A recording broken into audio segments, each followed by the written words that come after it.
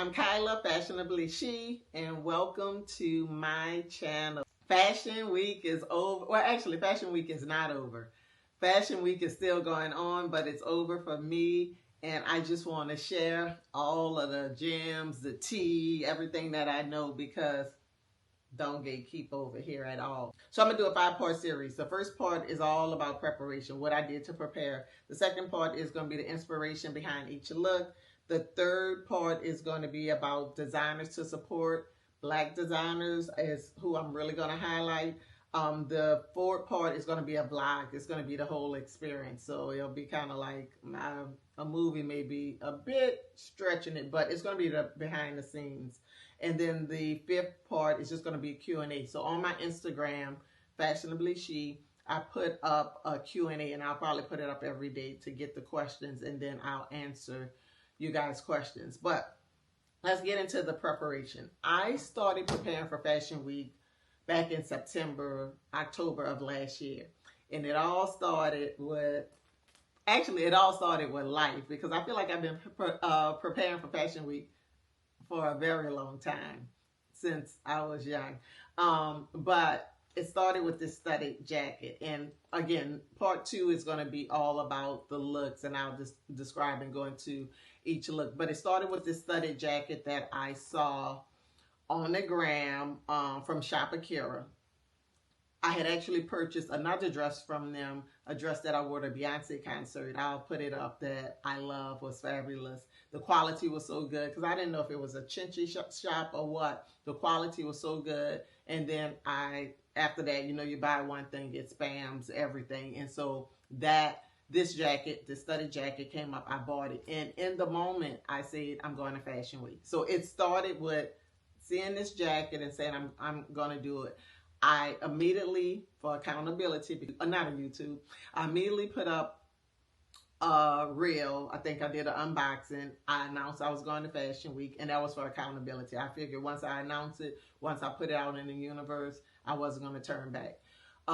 So I announced it, and then from there, I got very intentional about what I wanted to bring to the table. Like, what was it that I was going to bring into the space? And so I knew that there were certain designers that I wanted to see, whether it was a show, a presentation, going to their showroom.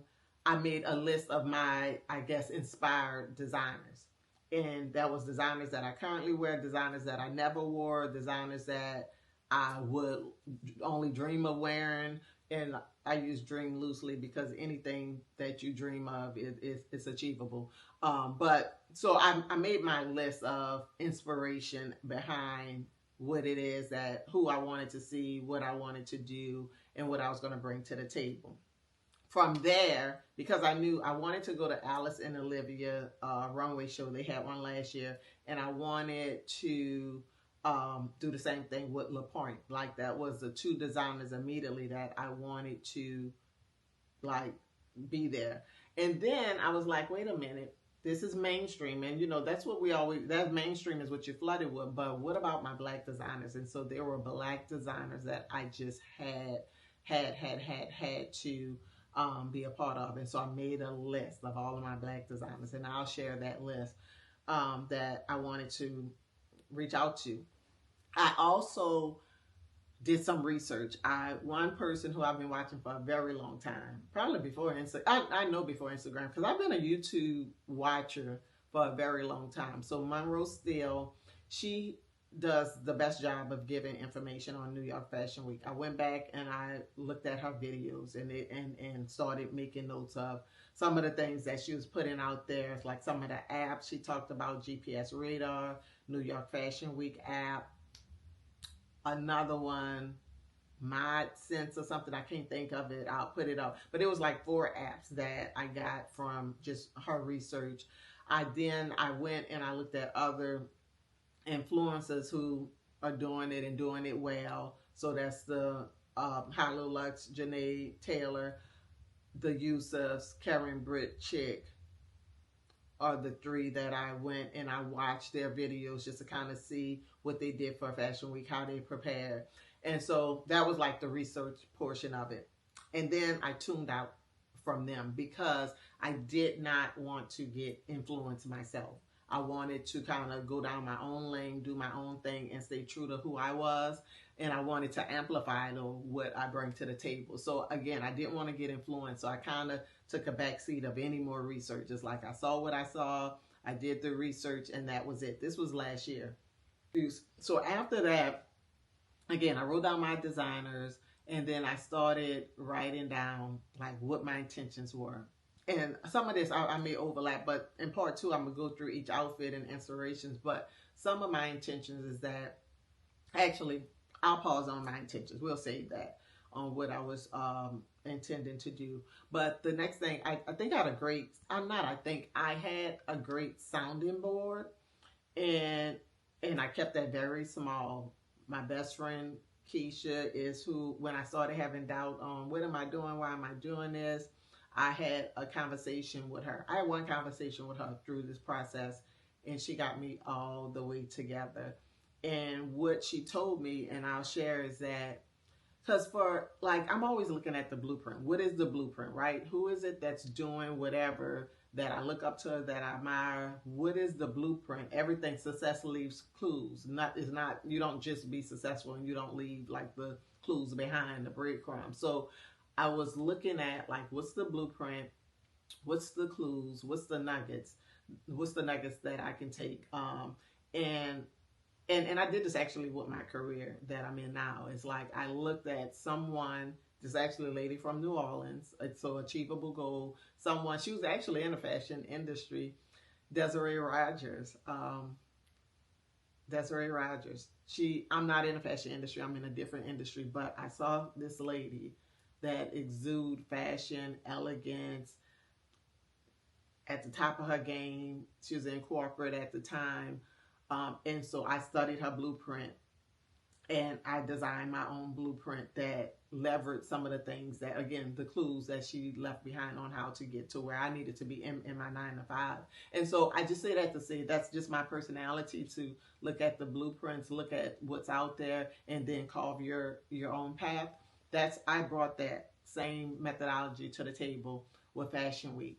And so I had that one moment of doubt, and this is why I came in. So I started, Monroe Steele said, like, you need to start reaching out and doing your pitch to the designers about 2 months before. So in December, I went on an app that she talked about, and a lot of stuff wasn't on it at that time. But anyway, I started like looking at the designers when the runway shows didn't come out until January, but I started emailing the designers saying, hey, and I talked about, because she talked about this, like, you don't just get a seat at a runway show just because you feel like you need to be at a runway show. It's all about what you bring to the table. And so I crafted up an email that talked more about my audience, me, my kind of click to sales rate on, just links, just basically to showcase, hey, one, I align with your brand.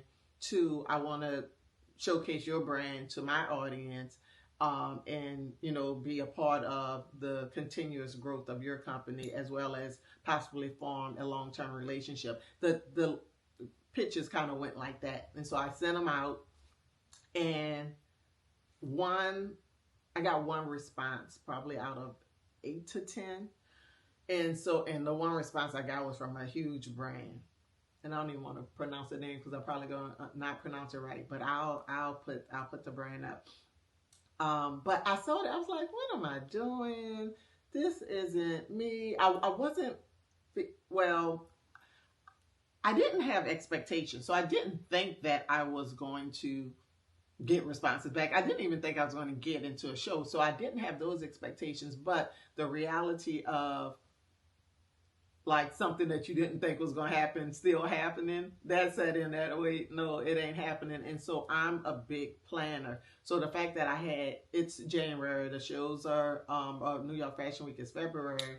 I don't know what I'm doing. I don't know like what to do. I'm not getting hits back. Should I even go? And so had a talk with Keisha, and she got me all the way together. And the one thing she said that resonated with me is, because the uncomfortableness of it all was that I don't really identify as an influencer. I have a passion for fashion. I've always have for a very long time, young girl. And because I look at blueprints, because my corporate, my 9 to 5 isn't in the industry, to me, the only way to get to Fashion Week is to now you have to be an influencer, because now influencers are going to the runway shows and Fashion Week. And so in my mind, I put, okay, this is a blueprint. You have to be an influencer, but something wasn't really feeling right with that. And so I was just like, I don't know. This isn't really me. What am I doing? And so what she said is, why are you putting yourself in this box as an influencer? Like, what? You don't have to be an influencer. This is your life. You love fashion. You don't need to, do all of this stuff that influencers do. Just go to the show. And she had told me a long time ago, years ago, Carla, buy a ticket to a show. And I was like, girl, I'm not buying no ticket to no show. I'm like, I don't know why I was so prideful, the ego. And it wasn't until this year where I was like, girl, first of all, you should be honored and blessed that you are in a position to buy a ticket to a show. It's why you looking at it as a downgrade or whatever, but it's only because I was boxing myself into an influencer, and influencers get invited to shows. I'm, such a micro, and I don't even feel comfortable saying the word influencer, but I'm a micro, and so I don't even want to say I'm a micro. I'm me. I'm Kyla, and it just, like, no one in the industry really knows me. So why do you think you're getting into a show or what, all of that stuff? So we had the conversation, we had the talk, and I felt so much better after the talk about why are you boxing yourself into influence. I woke up one morning and I was like, you know what? I'm gonna buy me a ticket to a runway show. Then I found out Alice and Olivia. I talked to them, and they told me they weren't doing any shows for the fall. They were going to do a presentation. She gave me the information to get in contact with the people for the presentations. I sent it, didn't hear back. And so I was like, you know what? I had the New York Fashion Week site that Monroe still talked about with the schedule on there. They had, like, you can buy these backstage passes to the runway show where you watch your live stream. So I was like, you know what? This is new. This is your first time. You're not above going backstage and watch it. I thought it was actually backstage. It's not actually backstage. You're in this room that it's live streaming. But so I bought the backstage VIP pass. I was like, if I'm gonna do it, I'm gonna do a VIP. Bought the VIP pass, and just had that experience. Again, it wasn't backstage what I thought, but it was. I met people. Everything that I did, and I'll talk about that later. But I met people along the journey. Every part of the journey, I met people along the way. So I bought the passes. I bought a designer talk pass to see Philip Lim. I purchased another pass just because they had one VIP pass for Friday. Saturday was sold out, so I just bought the regular pass. I ended up not even going because I had the VIP experience the first day. So I purchased, once I did the purchase of, okay, this is where I'm going, I felt much better. That's my type A personality. It was like the uncertainty of it all was giving me what are you doing? You don't need to do this. Once I had that, it was like on and popping. I was like, okay, got my passes. I got places to be. I'm going to these places. And I kind of followed up. I was like, you know what? Go ahead, do a follow-up with everyone. Did a follow-up. And I was good. I was feeling good. I was in my lane. I was confident in what I was doing, with understanding my why at that point. So I'm trying to think what else I did. I got my hotel room in December. I did all of this stuff 2 months ahead of time.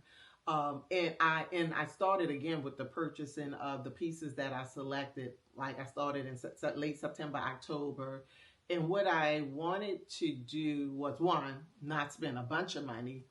And so I wanted to utilize what I already had in my closet, but I also wanted to elevate the looks that I already had. So what I did was, I like the accessories I purchased, mainly all of my accessories I purchased new, and then one piece to every outfit. Like, so I purchased this fur coat. Anything that inspired me, I purchased, and then I paired it with something I already had. And that way, and that's my style in general. I don't do well with purchasing head to toe outfit. I don't. When I do that, the style isn't like me. It don't give that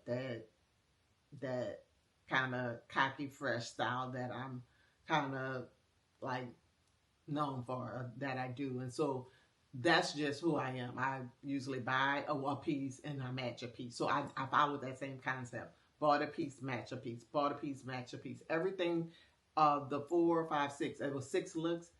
Not one of those looks I bought head to toe. Everything was one piece that was new. Well, and maybe the accessories. And I'll go through that in part 2. I'll go through each outfit. So I stayed true to that. I'm trying to think what else. So I purchased my hotel room 2 months in advance in December, scouted out the location of where I needed to be, down in Soho area. Got advice on that, like the best places to stay. And what else I did? I think that's about that. That was my preparation. That was my preparation. I'm trying to see if I'm missing anything on how I prepared. And again, we're gonna go into the pieces, but any piece that like grabbed my soul, and when I say grab my soul, it had to grab my soul. If it was a piece that grabbed my soul, I purchased it.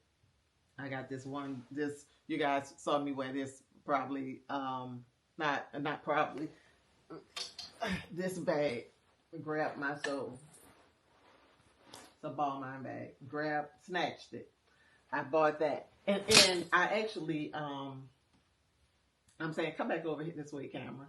Actually, let me see. I think I can move the camera back over. Let's see. Where are you, camera? Let's move it back. All right,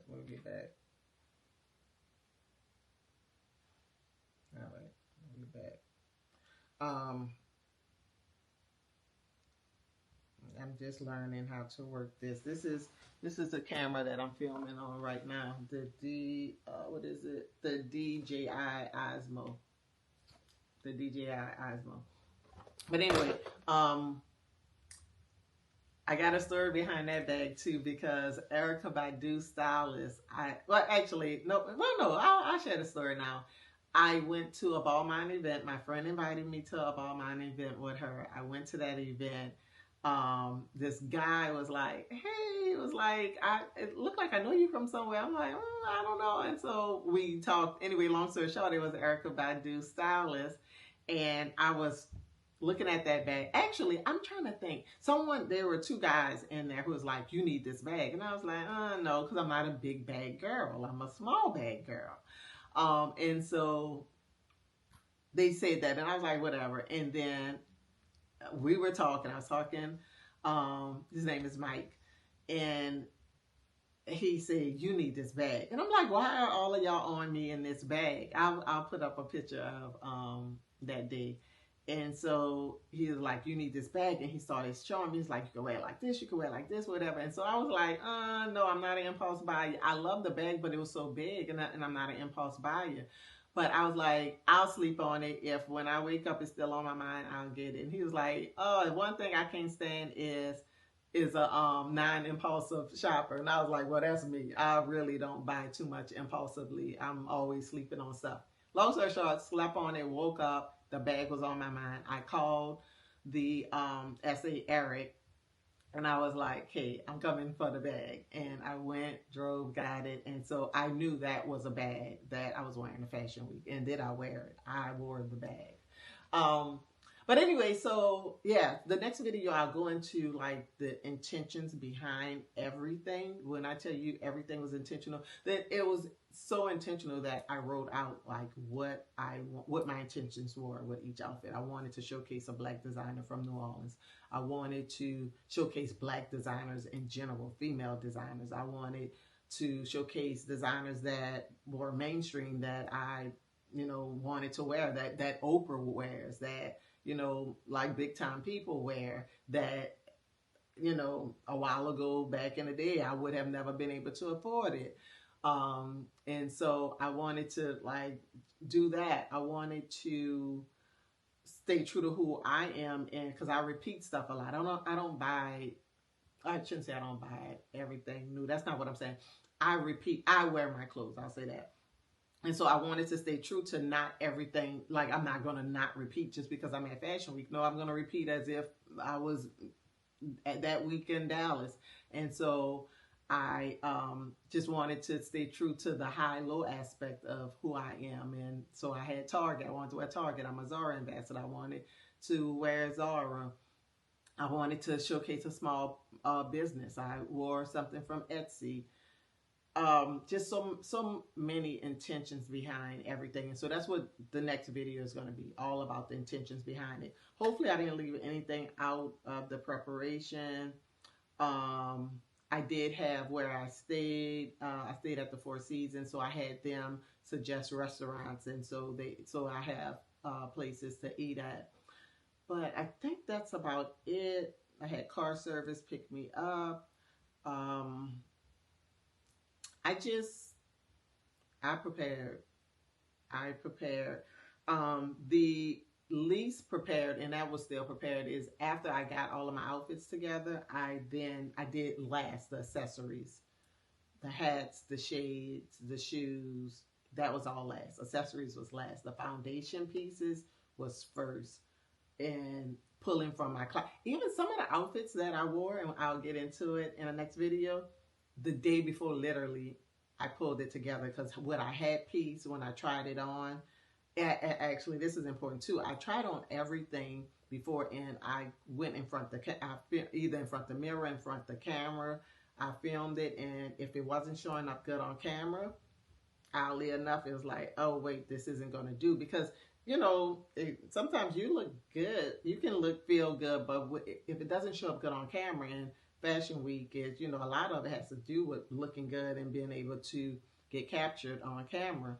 I'll put up a snapshot of a street photographer took of me, but it's because even photographers know they have to show up good on camera. And so at the last minute, if it didn't show up good on camera, I switched it. So I actually made one outfit change the night before, and then one maybe a week before. So I'll go into all of that in the next video. Again, I'm Kyla, Fashionably She. Subscribe to the channel. We're going to talk all things fashion, all things luxury, lifestyle.